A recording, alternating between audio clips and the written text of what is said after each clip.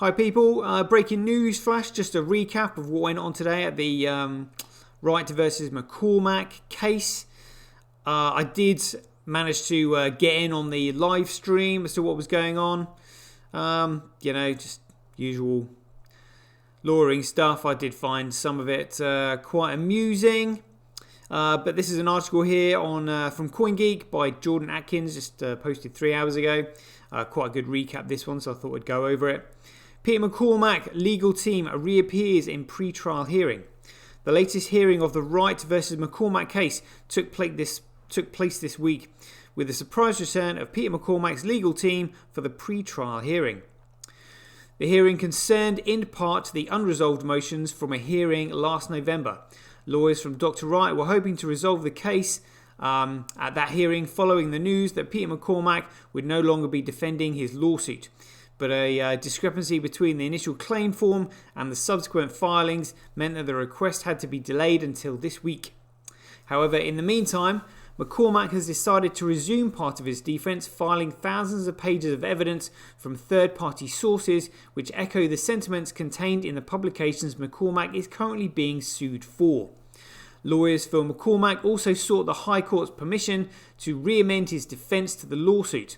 McCormack is seeking to withdraw his defenses of truth, i.e. that his statements that Dr. Wright is fraudulently claiming to be Satoshi Nakamoto are true. Public interest, that making his statements was in the public interest, and abuse of process, that Dr. Wright's entire claim against him is abusive of the court's time and process. McCormack is also seeking to revise and supplement his defense against Dr. Wright's claim for aggravated damages in order to enable him to rely on evidence published by third parties, which he claims shows that Dr. Wright's reputation was not capable of being seriously harmed by him, or else that others made equally damaging statements about Dr. Wright at the same time as him. Barrister Adam Wolanski, QC, representing Dr. Wright, made submissions on Tuesday, most of which concerned the admissibility of these documents and certain portions of McCormack's proposed re-amended defense. Catherine Evans, QC, made submissions on behalf of McCormack on Thursday. Admissibility of prior third-party publications turns on application of Associated Newspapers versus Dingle, which is that's be another case law, which ruled that a defendant to a defamation claim cannot use publications containing the same or subsequently the same allegations as evidence in assessing injury to reputation. Therefore, Dr. Wright's lawyers argued that they are inadmissible. Ms. Evans argued for McCormack that Dingle does not apply if the claimant is relying on specific consequences to show harm caused by the defendant's publication. In those instances, it is a question of causation, which publication caused the event complained of, and outside the scope of Dingle, which is Associated Newspapers versus Dingle. Similarly, Dr. Wright argued against certain paragraphs in McCormack's draft re-amended defense. The latest version includes various renewed attacks on Dr. Wright's credibility, including comments about alleged failures on Dr. Wright's part to prove his identity as Satoshi Nakamoto.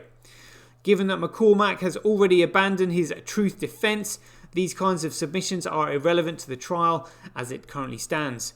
Dr. Wright also objected to similar passages on the basis that they breached the Dingle principle, in other words, including references to prior publications or previously widely held views. McCormack's response on this point was hindered by complaints from the judge, Mr. Justice Julian Knowles, that each party's exact position in relation to each item in McCormack's proposed re-amended defense was unclear. He asked the parties to submit a clearer document by the end of February 24th. So that's in 6 days. The outcome of these matters will have a large impact on the trial. Mr. Wolanski said that Dr. Wright will drop his claim for aggravated damages if either McCormack concedes the point regarding the application of Dingle or the court agrees that the evidence is inadmissible and should be excluded.